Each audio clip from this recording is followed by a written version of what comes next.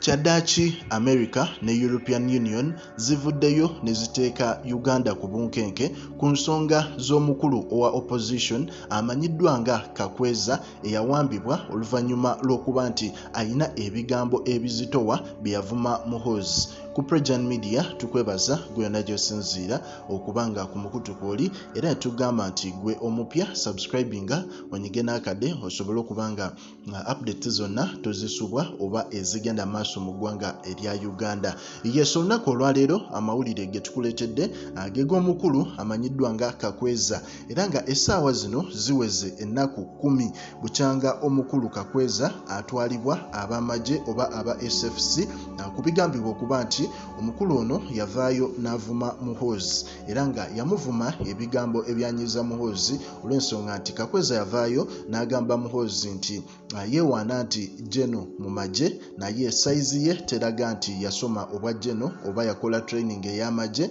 olw'ensonga nti ogwo omubiri gwe tegulaga nti alina training oba process yonna gye yayitamu. Yayogera ebigambo bingi ekyanyiza Muhoozi mutabani wa jeno Yoweri Museveni to one extent tiyasindika abasajja be mu maka ge wali eiganga ne bamutima ne bamuyoolayoola ne bamubuzaawo. So emabegakaawo kooti yalagidde omukulu n'ateebwe naye kirabika Muhoozi n'abamagye ensonga zino tebaziwadde matu balabidde ddala nga kooti byayogedde tebitegeerekeka oba tebikwatagana bo balemezaayo omukulu olw'ensonga nti buli omu agezaako okunoonya Kakwenza gy'ali naye teri amanyi gy'ali ennaku kati ziweze 10. So European Union yavuddeyo ffenna tumanyi mu European Union waliwo omwami amanyiddwa nga Stefanuta Nikolai. Omukulu ono ay'omu ku basajja abayimirira mu Parliament ya European Union n'ayogera ensonga eziruma bannayuganda. So yavuddeyo n'akoona ku nsonga eno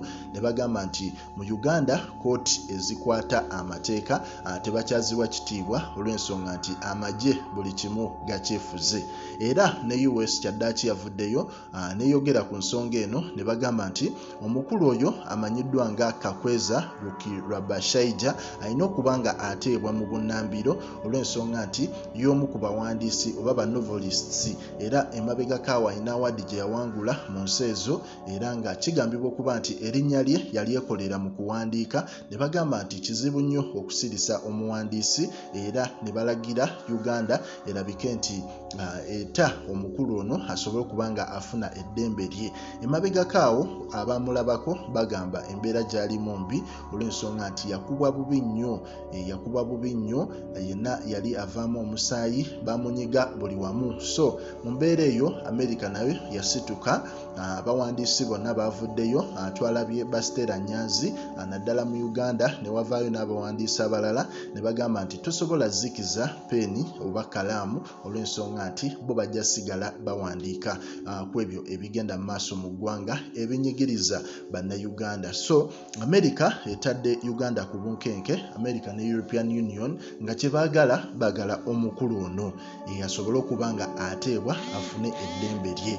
Ffe ku President Media twewaayo kubanga tukuwa updates nga zino eziba zigenda maaso mu ggwanga lyattu Uganda. Tulinze tulabe oba abamagye oba aba SFC abakulemberwa n'omukulu General Muhoozi oba banasobola okuba nga bawulira ebiragiro bino okuva mu USA olw'ensonga nti ne Uganda Human Rights Commission yagezaako okunoonya Kakwenza yonna mu makomera tebamusanzeeyo ne bagamba nti Kakwenza atubuze tetumanyi wa gy'ali.